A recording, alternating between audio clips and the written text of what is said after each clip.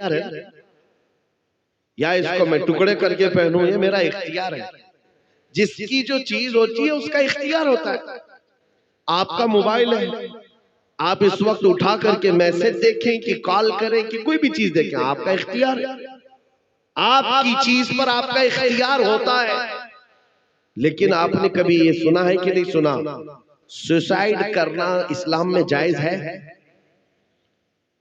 یعنی آتم ہتیا کرنا، خودکشی کرنا اسلام میں اس کی اجازت ہے؟ نہیں ہے، بلکہ حدیث میں سیدھا جہنم میں جائے گا جس نے سوسائڈ کیا۔ اب سوچو میرے عزیزو، جان تمہاری ہے، تم اپنی مرضی سے جب جی سکتے ہو تو اپنی مرضی سے مر کیوں نہیں سکتے؟ اپنی مرضی سے آدمی مر کیوں نہیں سکتا؟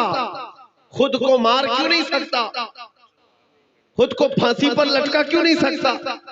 اپنی مرضی سے مرنا تمہارے لیے اسلام میں اس کی اجازت ہے نہیں۔ وجہ کیا ہے؟ وہی فارمولہ ہے، وہی فارمولہ ہے۔ اپنی چیز ہو تو استعمال کرنے کی اجازت ہے۔ جان تمہاری خود کی ہوتی تو تم جان لے سکتے، جان کے مالک تم نہیں ہو اس لیے تم اپنے ہاتھوں سے جان نہیں لے سکتے۔ جان کے مالک رقاب الامم تاجدار مدینہ کی ذات، رسول کریم صلی اللہ تعالیٰ علیہ وسلم کی مرضی کے مطابق تمہیں جینا، اور اللہ کریم تمہاری جانوں کا اس طرح سے بہ جانے کو یا ختم کرنے کو کبھی ہرگز اجازت نہیں دیتا۔ عزیزان گرامی، یہ جملہ پھر کبھی نہیں کہنا کہ مجھے میری مرضی سے جینے دو۔ جیسے آج اس ترقی یافتہ دور میں عورتوں کو بھڑکایا جاتا ہے، پاکستان جیسے ملک میں سننے کو ایک اچھا لگتا ہے، لوگ بہت سارے مسلمان ہیں، ایسے ہیں ویسے ہیں، لیکن جانتے ہو کئی عورتیں سڑکوں پر وہاں بینر لے کر کے نکلتی ہیں کہ میرا جسم میری مرضی۔ نعوذ باللہ من ذالک، یعنی عورتوں کو یہ ورگلایا گیا، ان کو سڑکوں پر لایا گیا ہے۔ تم چار دیواری کے اندر بیٹھنے والی عورت کیوں بنتی ہو؟ نکلو باہر، جیسے تمہارے مرد اپنی مرضی سے جیتے ہیں تم بھی جیو۔ تو عورتیں بھڑک گئی اور کہنے لگ گئی ہاں صحیح کہہ رہے ہو، اسلام نے تو ہم کو چار دیواری میں قید کر کے رکھا ہے، مسلمانوں نے بند کر کے رکھا ہے، میرا جسم میری مرضی۔ یعنی ایک عورت چاہے جتنے ان کے پاس جائے وہ اپنی مرضی کے مطابق جینا چاہتی ہیں۔ میرے عزیزو، اگر تم کو اپنی مرضی سے ہی جینا ہے تو تمہارا اسلام سے کیا تعلق ہے؟ اسلام سے کیا تعلق ہے؟ اسی لیے میں آپ سے کہتا ہوں، خواہشات کو قتل کرو، خواہشات کو مار دو، تب تم مقامات کو دیکھو گے، ایمان کی لذت پاؤ گے۔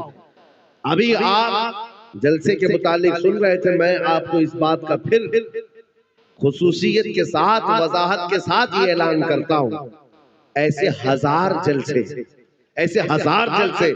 فجر کی ایک رکعت کے برابر نہیں ہو سکتے۔ کیوں؟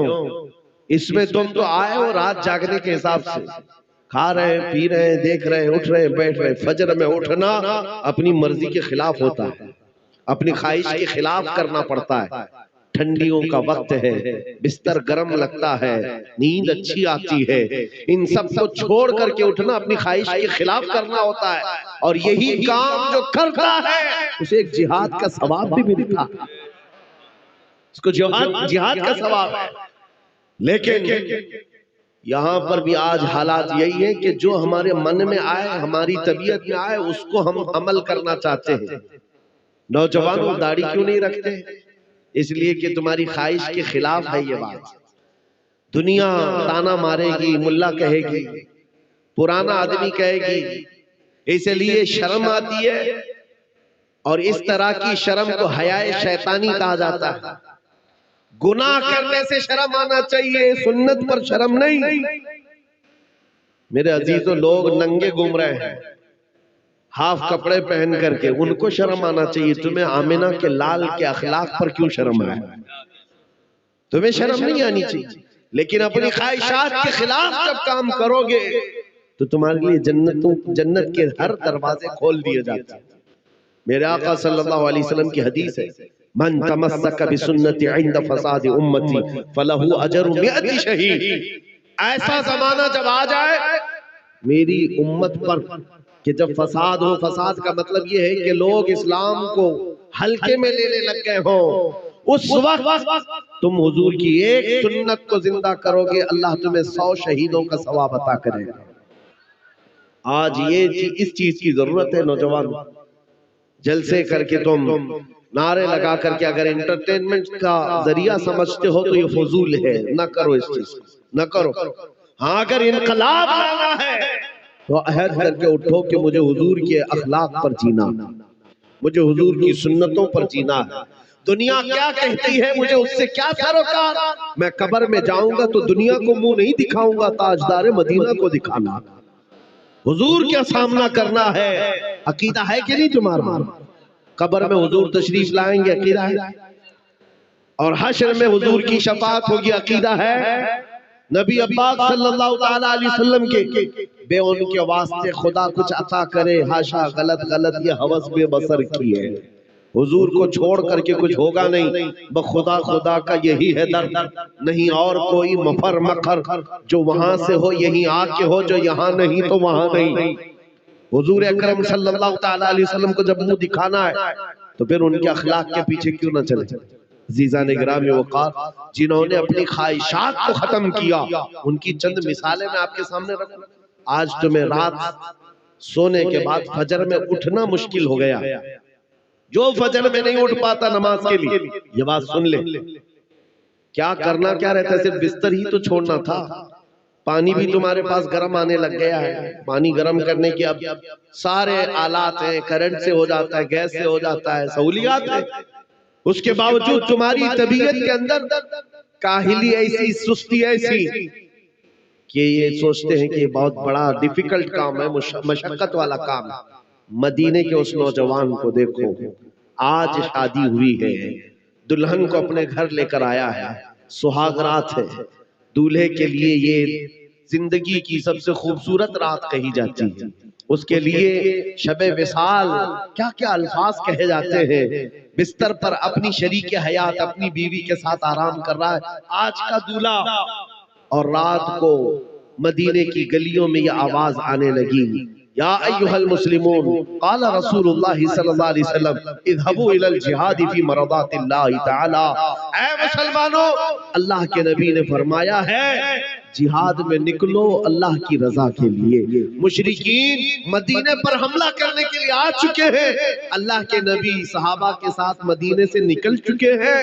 مسلمانوں جلدی کرو جلدی کرو، اعلان ہو رہا تھا آج رات کا دولہا ہے، پہلی رات کا دولہا ہے، اپنی بیوی کو چھوڑ کر کھڑا ہو گیا، کہا اے میری شریک حیات، چاہے تو مجھ سے طلاق لے لے، عدت کے بعد کسی اور سے نکاح کر لینا، یا چاہے اللہ کی مرضی پر قائم رہ، اس لیے کہ میں جنگ میں جا رہا ہوں، رسول اللہ کے ساتھ جا رہا ہوں۔ میرے عزیزوں، صرف بستر چھوڑ کر مسجد نہیں، تلوار ہاتھ میں لے کر گردن ہتھیلی پر لے کر جا رہا ہے، اور اس کی شریک حیات جو آج کی دلہن ہے، وہ رونا دھونا چیخنا چلانا ماتم کرنا نہیں، مدینے کی عورت تھی، کہتی ہے اپنے سردار آپ مجھے اس دنیاوی زندگی میں شریک تو بنا ہی چکے ہو، اب رات میرے ساتھ گزار ہی چکے ہو، آخرت کی زندگی سے الگ کیوں کرتے ہو؟ جاؤ اللہ حافظ، جاؤ اللہ حافظ، اگر صحیح سلامت لوٹ گئے تو میں فخر سے غازی کی بیوی کہلاؤں گی، اور اگر نہیں لوٹے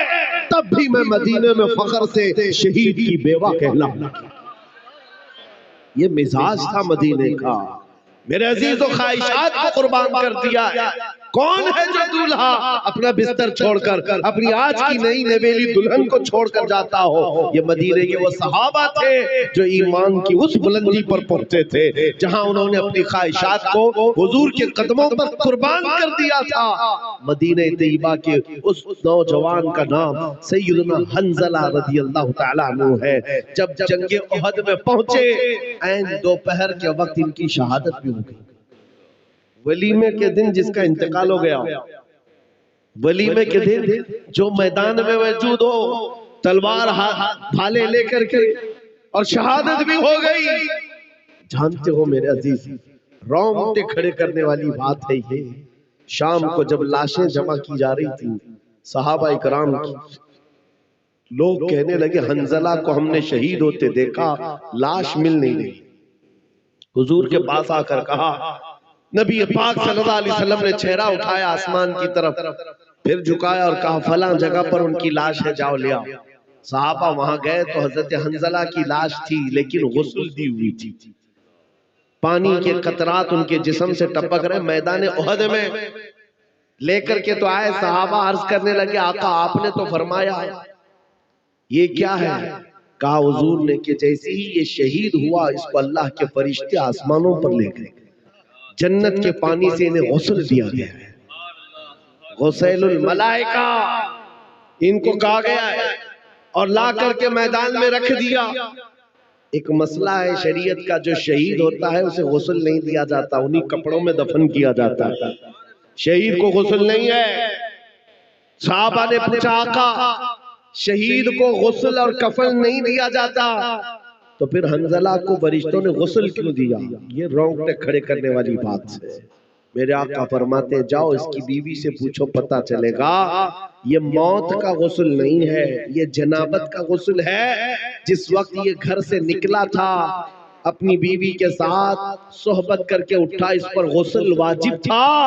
یہ ایسا نوجوان ہے اس نے یہ سوچ کر کے جلدی کی کہ نہانے میں دیر نہ ہو جائے میں حضور کے ساتھ پہنچ، نہانے میں تاخیر نہ ہو جائے، حضور کے اور صحابہ کی جماعت سے میں پیچھے نہ رہ جاؤں۔ یہ نوجوان ایسے ہی بھاگ نکلا، کیا خواہشات کو قربان کرنا تھا ان کا۔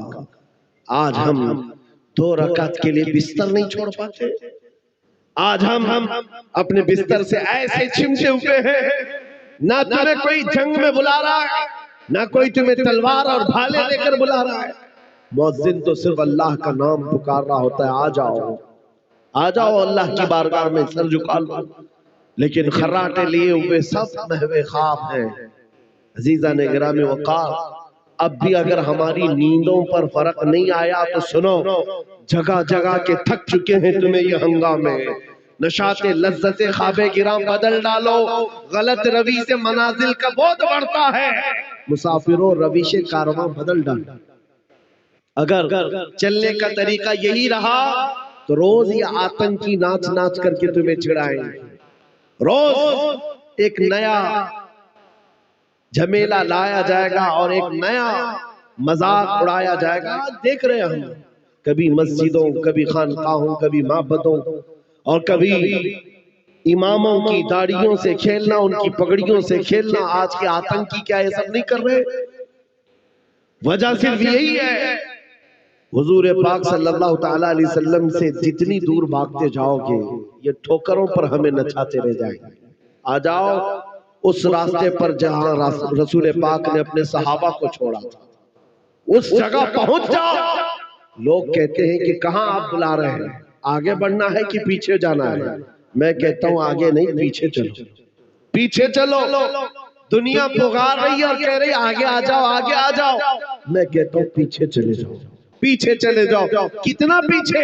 اتنا پیچھے جہاں خالد بن ولید کی تلوار کی جھنکار سنائی دینے لگ جائے، اتنا پیچھے چلے جاؤ حیدر کرار کی گونجتی ہوئی آواز سنائی دینے لگ جائے، اتنا پیچھے چلے جاؤ عمر ابن خطاب کی گرجدار آواز سنائی دینے لگ جائے، اتنا پیچھے چلے جاؤ مسجد نبوی سے رسول اللہ کی آواز آنے لگ جائے۔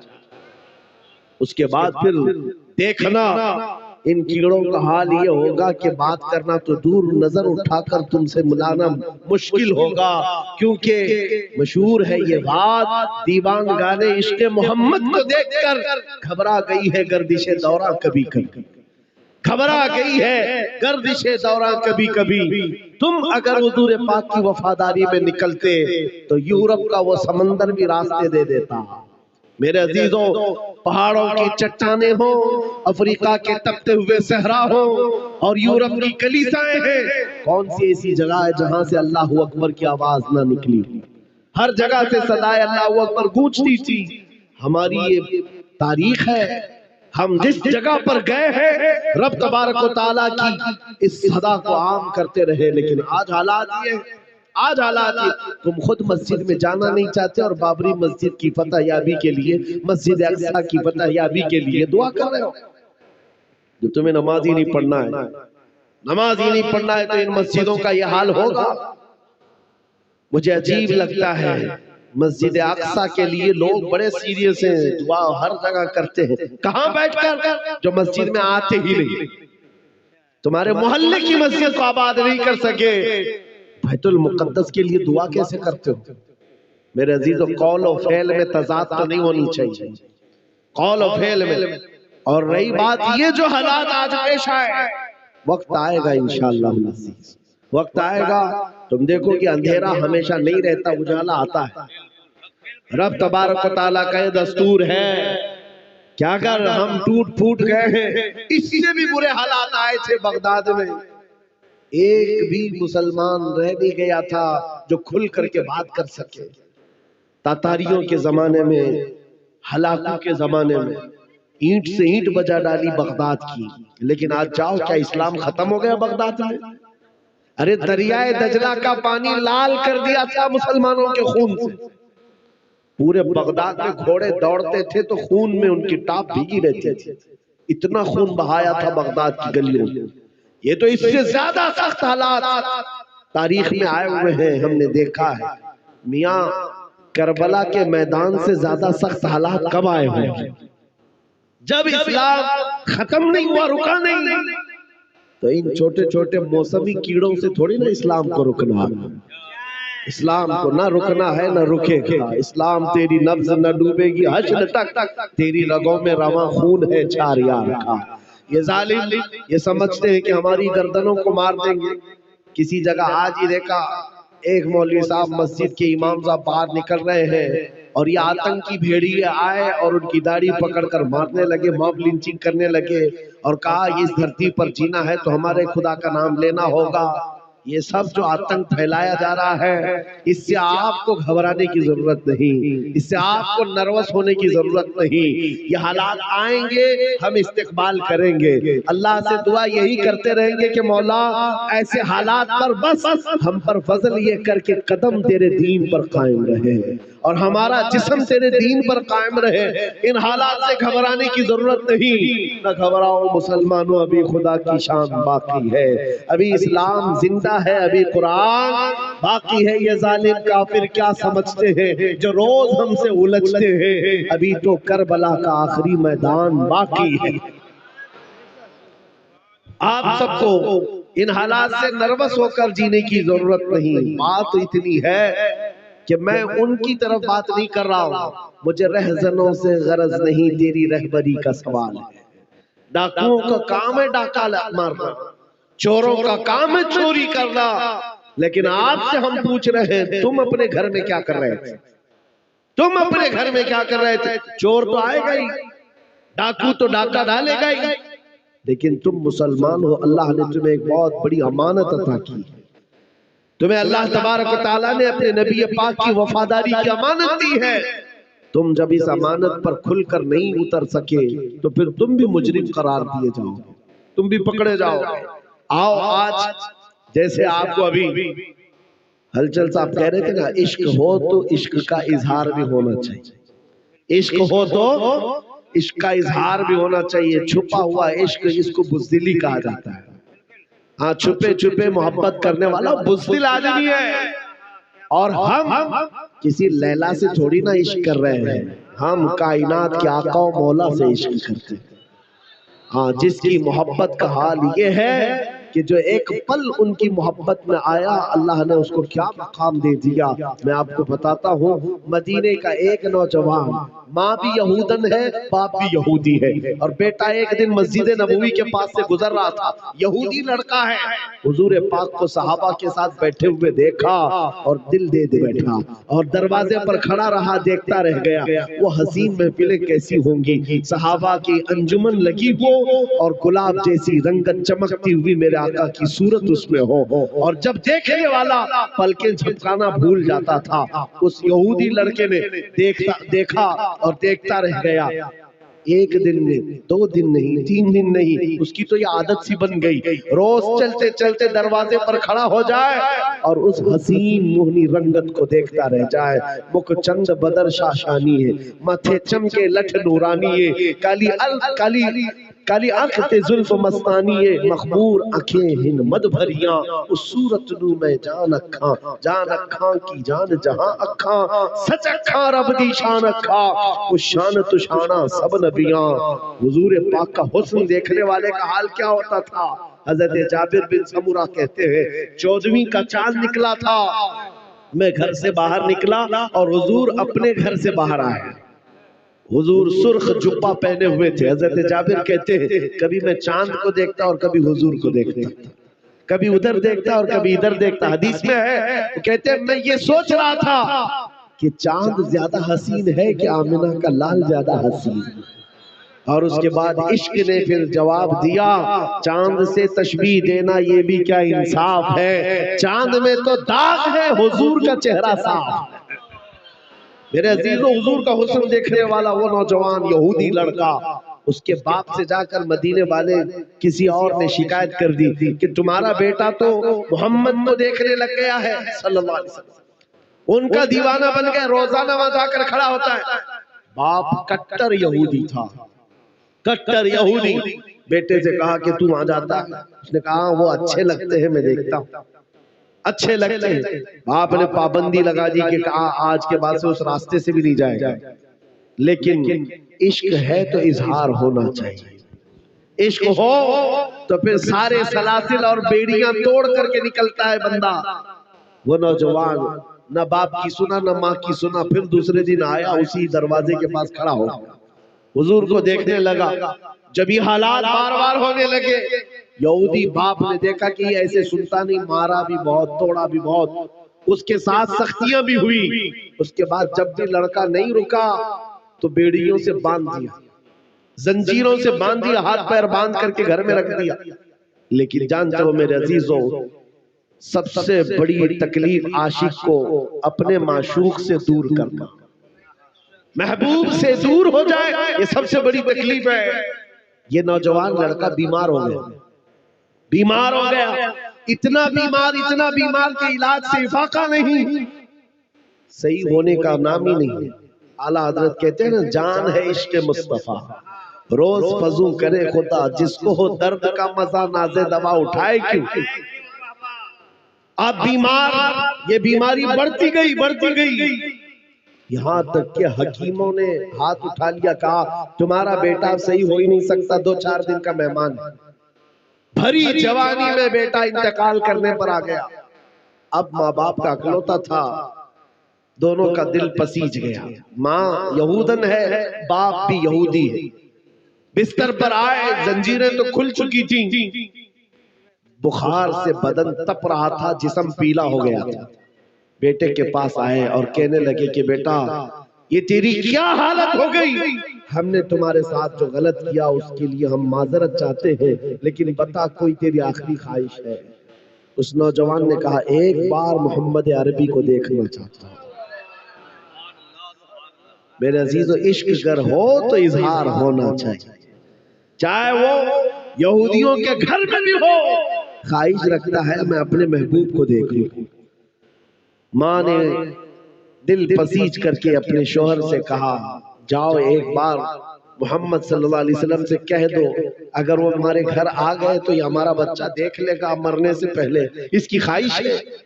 باپ یہودی جو کبھی دیکھنا نہیں چاہتا تھا آ گیا.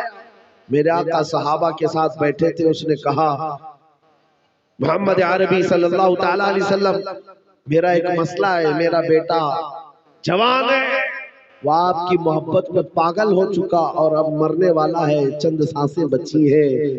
ہم اس سے آپ سے دور کرنے کے لیے بہت کوششیں کیے لیکن دور ہوتا نہیں. مرنے سے پہلے اس کی خواہش ہے ایک بار آپ کو دیکھ لے. اتنا سننا تھا حضور اپنی مجلس سے کھڑے ہو. میرے آقا صلی اللہ علیہ وسلم صحابہ سے کہتے چلو ہمارے ایک دیوانے کے جانے کا وقت آیا ہے، ہم چلتے. حضور پاک تشریف لائے. گھر جب آئے بستر کے قریب میرے عزیزو اللہ اکبر خوشبو پاتے ہی عاشق کے دل اور اس کے بدن میں گرمی آ گئی اور حرکت میں آ گیا، اور ادھر ادھر جیسے یوسف گم گشتہ کو سونگتے ہوئے یعقوب علیہ السلام کی بینائی آ گئی تھی، اسی طرح سے یہ نوجوان بستر سے اٹھ کر کے بیٹھ گیا اور کہا مجھے میرے محبوب کی خوشبو آتی ہے، ان کی خوشبویں آتی ہے۔ گھر میں جیسی میرے آقا تشریف لائے، سرانے کے پاس آئے بیٹھے، جی بھر کر کے جوان حضور کو دیکھتا رہا اور اس کے بعد حضور کو دیکھ کر مسکراتا رہا۔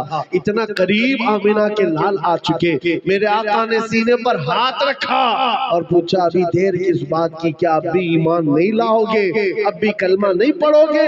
اس نے کہا دل تو اسی وقت دے چکا تھا، زبان سے اب کہتا ہوں اشہد ان محمد رسول اللہ، میں گواہی دیتا ہوں محمد اللہ کے رسول ہے۔ چند سانسیں گزری تھی کہ انتقال ہو گیا، انتقال ہو گیا۔ لیکن میں آپ کو بتاتا ہوں میرے عزیزوں، جس نے عشق کا اظہار کیا یہودی ماں اور یہودی باپ کے گھر میں رہ کر، جانتے ہو اس جوان کا مقام کیا ہے؟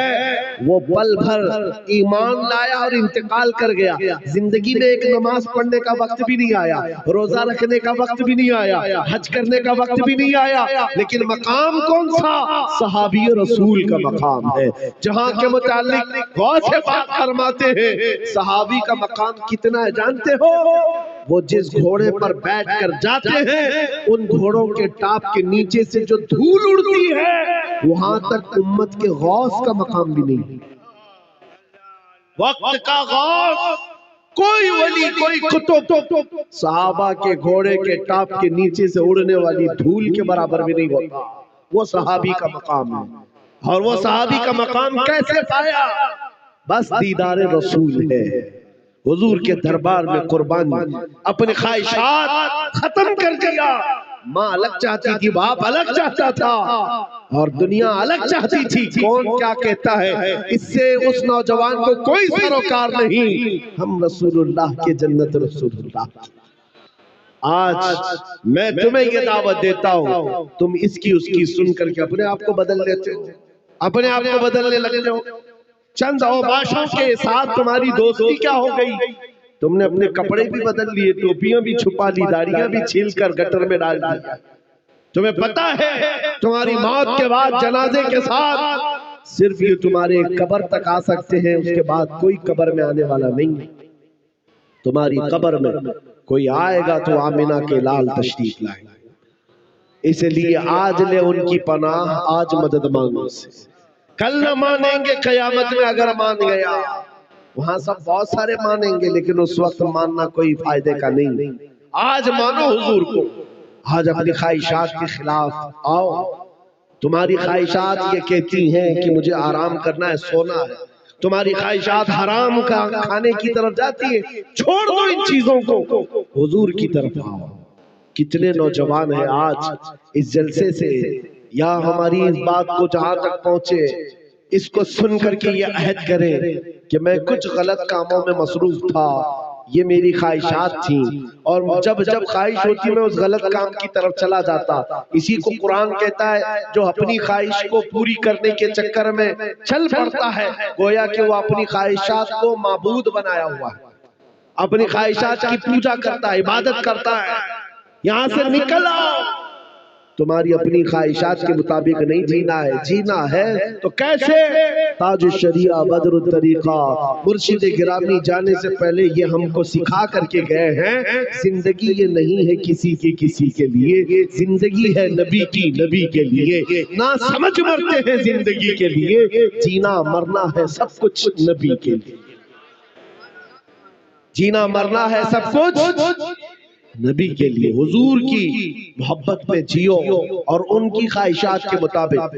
اچھا یہاں پر علماء بھی ہیں، مفتیان اکرام بھی ہیں، جہاں دارالفتہ ہیں ان سے جا کر کے پوچھو، فتوے لکھتے ہیں نا، سوالات آتے ہیں ان کے بعد فتوے لکھتے ہیں، ان سے پوچھو سب سے زیادہ فتوے کس چیز کے آتے ہیں آپ کے پاس؟ استفتاء، اور جواب کس چیز کا آپ زیادہ دیتے ہیں؟ یا آپ کو کہیں گے طلاق کے مسئلے سب سے زیادہ ہوتے ہیں، طلاق کے، عدت کے، نکاح کے، خلا کے، یہی مسئلے سب سے زیادہ دارالفتاؤں میں۔ میں آپ سے بتاتا ہوں یہ علماء، یہ مفتیان کرام صرف طلاق، عدت، خلا کے لیے ہی ہے اے نوجوانوں، کبھی تم نے جا کر کسی عالم سے یہ پوچھا کہ میں اپنے نبی سے بہت محبت کرتا ہوں، مجھے یہ تو بتائیں حضور نے شادی کیسے فرمائی تھی؟ حضور پاک صلی اللہ علیہ وسلم نے نکاح کیسے کیا؟ میں چاہتا ہوں ویسے نکاح کروں۔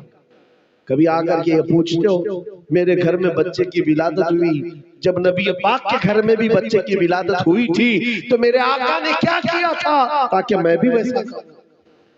تمہیں اس چیز کا تجسس ہونا چاہیے۔ جو محبت کرتا ہے وہ ڈھونڈ ڈھونڈ کر کے عمل بھی کرتا ہے اپنے محبوب کی اداؤں پر۔ بہت بڑے بزرگ ہیں، وہ فرماتے ہیں تربوز جانتے ہیں نا، اس کو کیا کہتے ہیں آپ کے؟ تربوز کو ہمارے ہاں ممبئی میں کلنگڑ بولتے ہیں، کلنگڑ۔ تربوز لال ہوتا ہے اندر والا۔ بزرگ روز دیکھتے تھے، کھانے کی خواہش بھی تھی، کھاتے نہیں تھے۔ شاگردوں نے پوچھا حضور آپ یہ کھاتے کیوں نہیں؟ کہا یہ سنت ہے، حضور پاک نے کھایا ہے۔ کہا ہاں سنا تو ہے، تو پھر کیوں نہیں کھاتے؟ کہا میں اس بات کی تلاش میں ہوں کہ حضور نے کتنے ٹکڑے کر کے کھائے تھے یہ مجھے مل جائے، میں اسی طریقے سے کھانا چاہوں۔ ان لوگوں کا حال یہ تھا کہ وہ ڈھونڈ ڈھونڈ کر کے حضور کی سنتوں پر عمل کرتے، اور آج چن چن کر کے تم نکالنا چاہتے ہو۔ یہی تو بات ہے جس کو اقبال کہتا ہے ان کے جو ہم غلام تھے خلق کے پیشوا رہے ہیں، ان سے پھرے جہاں پھرا پھر آئی کلی وقار میں، ہمیں کرنی ہے شہنشاہ بطحا کی رضا جوئی۔ وہ اپنے ہو گئے تو رحمت پروردگار اپنی خواہشات کے خلاف جاؤ۔ آپ کو پتا ہے کون سی ایسی ماں ہے جو اپنے بچے کو دور کر سکتی؟ کوئی ماں ہے؟ چھوٹا سا بچہ، لیکن مدینہ طیبہ میں ہم نے یہ بھی دیکھا ایک ماں 1.5 سال کا بچہ لے کر حضور کے پاس آئی، جنگ میں جا رہے ہیں حضور، کہا کہ حضور یہ میرا بچہ بھی لے کر کے دیں۔ 1.5 سال کا بچہ لے کر آئی ہے۔ سوچو عقل میں لاؤ بات، انہوں نے اپنی خواہشات کو کیسے حضور کے قدموں پہ ڈال دیا۔ حضور پاک نے پوچھا اس کا کیا کریں گے؟ خاتون کہتی ہے میرے پاس اب کوئی جوان نہیں رہ گیا، میرا شوہر شہید ہو چکا، میرے پاس اس 1.5 سال کے بچے کے علاوہ کوئی نہیں۔ مدینے کی ساری خواتین اپنے جوان بیٹے آپ کے ساتھ بھیج رہی ہیں تو میں پیچھے کیوں رہوں؟ یہی بچہ لے کر کے آئی، مجھے پتا ہے میرے آقا میرا بیٹا تیر تلوار چلا تو نہیں سکتا، آپ کسی مجاہد صحابی کے ہاتھ میں اس کو دے دیں، جب دشمنوں کی طرف سے تیر چلے تو میرا بچہ ڈھال کے کام آ سکتا، تیروں سے بچنے کے لیے میرا بچہ ڈھال کے کام آ سکتا ہے، اس کو لے جائیں۔ میرے عزیزوں یہ ان کی خواہشات، حضور کے قدموں میں ہر چیز نچھاور کرنا ہے۔ ایک احد کے میدان میں ایک خاتون ایسی ہے جس کے 4 رشتہ دار شہید ہو گئے تھے، باپ بھی، بیٹا بھی، شوہر بھی، بھائی بھی۔ ایک گھر میں ایک جنازہ ہو عورتوں کا حال برا ہو جاتا ہے۔ شوہر کسی عورت کا انتقال کر جائے تو عورت تو آپے میں نہیں رہتی، قابو میں نہیں رہتی، لیکن وہ مدینے کی خاتون ہے، بیٹا بھی شہید ہوا ہے، بھائی بھی، باپ بھی، شوہر بھی۔ لوگوں نے جب کہا تمہارے یہ 4 لوگ شہید ہو گئے، وہ خاتون کہتی ہے پہلے یہ تو بتاؤ آمینہ کے لال سلامت ہے کہ نہیں؟ میرے گھر کی شہادتیں چھوڑو۔ کیسی خاتون تھی، کیسا جگر تھا ان کے پاس۔ آنے والے نے کہا اللہ کے رسول سلامت ہے، تو وہ اپنا آنچل پھیلا کر کہتی ہے میرا چاند سلامت تو پوری کائنات سلامت ہے۔ یا رسول اللہ کل مصیبت بعدک جلل، اے اللہ کے رسول اگر آپ ہیں تو ہر مصیبت چھوٹی ہے، ہر مصیبت چھوٹی ہے۔ ان صحابہ اکرام رضوان اللہ تعالی علیہ مجمعین نے اپنی خواہشات کو حضور کے قدموں پر قربان کر دیا، نچھاور کر دیا، تب تو جا کر کے وہ اوج ثریا پر پہنچے۔ آج میں آپ سے یہی ریکویسٹ کر کے جاتا ہوں اے نوجوانوں، زندگی بچی تھوڑی سی ہے ہمارے پاس، یوں ہی گزر کر چلی جائے گی، ان قریب ملک الموت آنے والے۔ تمہیں پتا ہے ایک میں ابھی کتاب میں پڑھ رہا تھا، کبھی کبھار تمہیں جھرجھری آتی ہے نا بدن پر، کبھی آتی ہے اچانک کپ کپی جیسی آ جاتی ہے، کبھی کبھار آتی ہے بدن میں، کیوں آتی ہے؟ بزرگوں نے لکھا ہے کہ جب ملک الموت ہر گھر پر آتے ہیں روزانہ، ہر گھر پر آتے ہیں، ایک بار تم سب کو ہم سب کو دیکھ کر کے جاتے ہیں، اور جس کی موت آنے والی ہوتی ہے اس کو 3 بار دیکھتے ہیں، اور جب ان کی نظریں تیز پڑتی ہیں تو بدن میں جھرجھری آتی ہے، تمہیں اندازہ بھی نہیں کتنی مرتبہ ایسا ہوا ہے۔ یہ اس بات کی علامت ہے کہ موت آنے والی ہے، موت آنے والی ہے۔ میرے عزیزو، اس دنیا میں بڑا سا بڑا طاقتور ہمیشہ کے لیے نہیں آیا، اللہ کے نبیوں کے لیے بھی، اللہ کے رسولوں کے لیے بھی ہمیشہ کی زندگی نہیں دی گئی۔ موت اللہ کا وعدہ ہے، یہ ان قریب آنے والا ہے۔ ہم اس دنیا کے سارے میلے کو چھوڑ کر چلے جائیں اس کے لیے آؤ اپنی خواہشات سے جی کر کتنے دن جی لیں، 80 سال 100 سال، اس کے بعد کیا ہوگا؟ اس کے بعد کیا ہوگا؟ یہ گناہوں کی لذت بہت چھوٹی سی ہے، یہ کھجلی کی طرح ہے، کھجاتے رہتے تو اچھا لگتا ہے، چھوڑ دو تو جلن ہوتی ہے۔ گناہوں کی لذت تھوڑی دیر کی ہے، آ جائے ہم بدل ڈالیں، گانے سننے کی عادت ختم کر دیں گے، کوئی نوجوان آج سے گانے نہیں سنے گا انشاءاللہ۔ یہ وعدہ کرتے ہیں نا انشاءاللہ، یہ جلسے کا یہ میسج ہے، کوئی گانا نہیں سنے گا۔ ٹائم پاس کے لیے لوگ سوچتے ہیں گانا لگا کر کے بیٹھیں گے، ٹائم پاس کے لیے گانے لگاتے ہو، تمہیں پتا ہے محدثین فرماتے ہیں جو کثرت سے گانا سنتا ہے اس کے دل میں نفاق آتا ہے، وہ زنا کی طرف جاتا ہے، وہ زنا کی طرف جاتا ہے، نفاق اس کے دل میں آتا ہے۔ اس لیے میرے عزیزو توبہ کریں گے، کوئی گانے باجے نہیں سنے گا انشاءاللہ، اور اس کے علاوہ نشہ اپنے محلوں سے دور کریں گے۔ نوجوانوں کو آج نشہ میں لا کر کے ایسا کر دیا گیا ہے، یہ بیچارے آج ایسے ہو گئے کہ ان کو کچھ دنیا کا ہوش ہی نہیں۔ ہر شہر کی بیماری ہے یہ، بڑے بڑے شہروں کی، 4تھی میں 5ویں میں 7ویں میں پڑھنے والے اسکول کے بچوں کو نشہ دیا جا رہا ہے، اور وہ بھی بڑا بڑا نشہ، کیا کیا چیزیں نشے میں لا دی گئی ہیں پتہ ہے، اور سارے مسلمان بچوں کو اس میں ملوث کیا گیا ہے۔ کیوں؟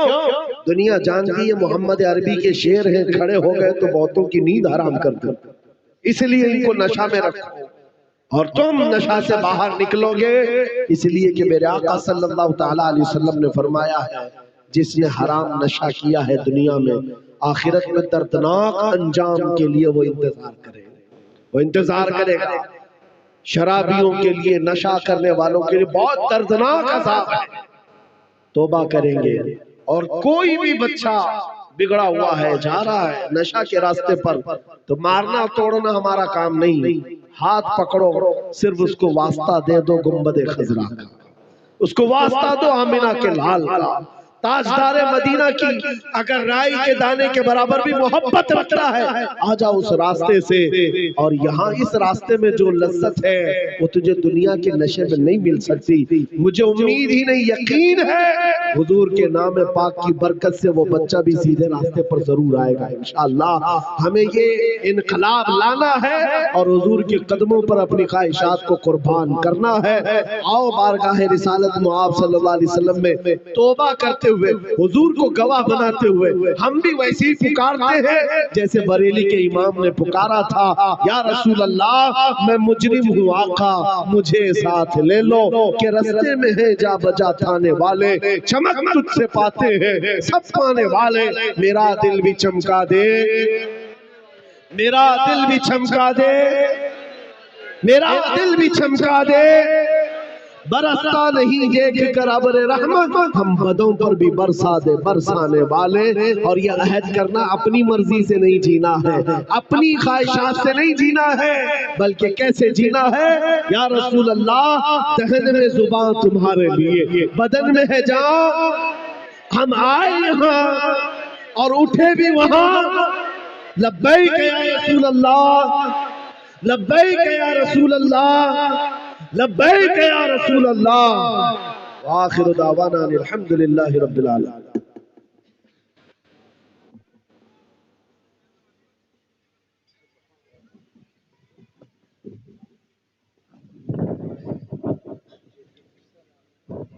السلام علیکم ورحمۃ اللہ وبرکاتہ۔ برادران اسلام آپ سے مؤدبانہ التماس کرتا ہوں، آپ کوئی بھی حضرات اپنی جگہ سے نہ اٹھے۔ اس کی دو وجہ بتا دوں۔ ایک، جن حضرات کو مرید ہونا ہے، جن خواتین کو بھی مرید ہونا ہے، وہ اپنی جگہ پہ ہی بیٹھے رہیں، اپنی جگہ پہ ہی بیٹھے رہیں۔ مرید ہونے کے بعد آپ اس گلی سے نکلیں گے، شیرنی لیتے ہوئے جائیں گے۔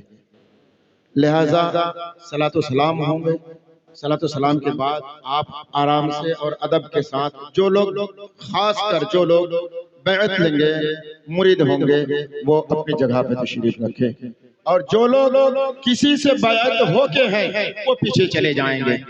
جن کو بیعت لینی ہے، مرید ہونی ہے، وہ آگے آ جائیں گے، باہر مہربانی کر کے مت جائیں گے۔ صلاۃ و سلام۔ اور اگر کوئی کسی سے بیعت ہو کے ہے، مرید ہو کے ہے، تو وہ اپنے گناہوں سے توبہ کی نیت لے کر وہ ساتھ میں شامل ہو جائیں گے۔ مرید آپ انہی کے ہوں گے جن سے مرید ہوئے ہیں۔